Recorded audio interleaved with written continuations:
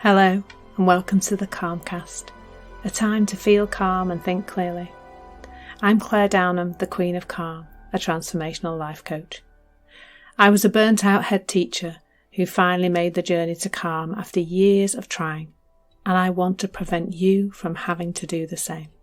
The Calmcast is a series of short explorations, gently guiding you back to your natural state, which is calm and clarity. Just listen like you would listen to music, with an open mind and curiosity. There's nothing else to do. Now let's relax into today's episode. So today I'm talking about the fear of fear.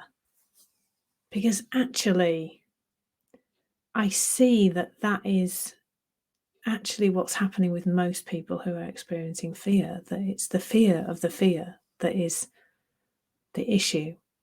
Now, the first time I came across this as an idea and started to see it in other people was when I worked a lot with fear in my hypnotherapy days, when I used to help a lot of people with fears of flying and all sorts of things. In fact, I had a phase where I did planes, trains and automobiles because I seemed to have people who came to me with either a fear of flying, a fear of being on some kind of train or public transport, or a fear of driving or being in a car of some description.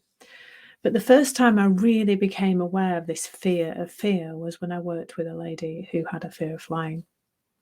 And she described how it was the build-up, really, the build-up to the holiday, which was really problematic. It was the fear that the fear would appear when she came to go on the plane. So, of course, there was a lot of thinking around the fact that she felt she might look stupid, that having some kind of panic attack as she got on the plane, she thought she might look silly. She thought that then she wouldn't be able to go on holiday. She'd be too scared to go on holiday, and that would ruin everything for her and her family. And the result of this in the build up to the holiday wasn't only a general feeling of fear, but it was her whole mood was affected by it. So I knew her partner, and he told me that she was a bit tricky to be around in the run up to holidays, and so the build up of it was really almost more problematic than what actually happened. Because actually what happened when she actually went on holiday was, well, she developed some coping strategies which involved having a glass of wine and she went on holiday. She loved going on holiday, so it was almost like there wasn't really anything going to stop her doing that, but she didn't want to have this experience in the run up to the holiday. But it's probably worth just contemplating how much of the unpleasant feeling that we have, that we call fear, is actually the fear of the experience that we're having. And this brings me to one of my favourite quotes from Sydney Banks, which is, if the only thing that people learned was not to be afraid of their experience, that alone would change the world. And I think it fundamentally comes from a misunderstanding about what fear actually is. So when we say I'm afraid or I'm fearful of, we will then put a thing on the end of that. So I'm afraid of flying, I'm afraid of spiders. That was one thing. I never actually treated somebody with a fear of spiders. So if anybody would like to chat to me about spiders, I'd love that. Anyway, back to what we're talking about. So we say I'm afraid of, and then we put a thing on the end of there. But actually, if we subtly change that sentence, that in itself can be impactful.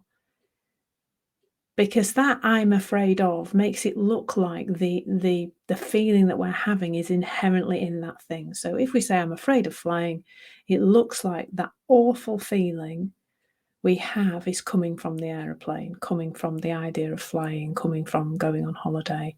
And if we really want to go on holiday, that creates a really uncomfortable friction, doesn't it? I really want to go on holiday, but then there's all this fear coming from the aeroplane or from the idea of flying.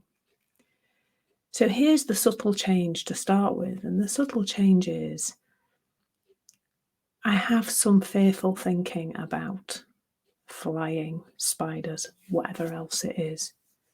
I have some fearful thinking about it. And if you've listened to many of these sessions, you will know that when we think something in the moment, we feel, that's what we feel. So happy thought, happy feeling, sad thought, sad feeling, fearful thought, fearful feeling.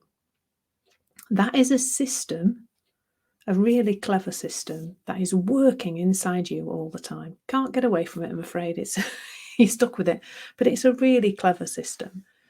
So when you feel that fearful feeling, that's a sign that your system is working absolutely perfectly, because you've got some fearful thinking in the moment, and that's what you're feeling. That's the horrible feeling you've got in your body. The thoughts create, I don't know, do they release hormones into our bodies? But in a simple term, you are feeling your thinking. So that means that the feeling you've got isn't telling you about the outside world, and it's also not telling you that there's anything wrong with you. You're not fundamentally broken. It's just in that moment you've got some fearful thinking and it's creating an uncomfortable feeling. So that's a sign your system's working. It's a sign you're alive, because if you're unconscious, or if you're not with us anymore and life has left your body, you will not be experiencing that kind of thing. It happens because you're working perfectly. So when we remove that misunderstanding, there's something really very different to be seen and very different to be experienced in terms of fear. Because, that I can read that more accurately now. I can understand that more accurately. Because, I've got this horrible, fearful feeling, and nobody wants to have that feeling. I am not downplaying having those kinds of feelings. I know it's not pleasant. But in that moment, when we can see that's telling me about my thinking, suddenly it's not the aeroplane that's at play. It's not the aeroplane that's creating the feeling. It's our thinking about the aeroplane. So inherently, there is nothing wrong in the aeroplane, and inherently, there is nothing wrong with you. There's thought in the moment, doing what thought in the moment does, creating a feeling. So that ends up being like a nice, and actually a very, very useful piece of information. It's a useful tap on the shoulder. That tap on the shoulder is telling you that your thinking's a bit dodgy at the moment. It's like a really clever warning light on the dashboard. But we must read the dashboard accurately. If you have a fuel warning light because you've not been to the petrol station to buy very expensive fuel recently, and you put oil in your engine, you're going to come a cropper. You have to read the dashboard accurately. That feeling you have is only telling you that you have some fearful thinking. That's all. Now, what I have seen to be the impact of that in the moment is that, well, first of all, in seeing that, it's like a natural reset button gets pressed. Like you've seen the right button to press. You've got the warning light on the dashboard and you know what to do. Well, nothing actually, but you know how to reset it. You know what it means. You know what the information is, and in knowing what the information is, there is a really there's a lot of ease around that. A lot of ease around that. It tends to cause it to melt away, really. And so when we experience that run up to the fear, so we're experiencing that, I'm afraid I'm going to be afraid again of going on an airplane or whatever else, it's the same thing. We're afraid, we've got fearful thinking about experiencing fear. But I think once we know what fear is, or once we understand this fearful thinking, perhaps that fear of fear can start to melt away too. So if you're in the run-up to something that you ordinarily don't experience very well and are fearful of, then knowing that you've got some fearful thinking about experiencing fear can be really helpful. So it's just understanding how the system works. Like anything in life, when you understand how it works, you can just generally work with it better rather than working against it. And the last thing I want to say is that it always passes. Have you noticed that? It always passes. And having that information front and centre of your mind can be really helpful too. You're not going to stay feeling that way. Thank you so much for listening. There's nothing to do now but bring some awareness to how this is working out in your life. Listen regularly to experience longer and longer periods of calm. This has been the Calmcast with Claire Downham, Queen of Calm. Take care and keep listening.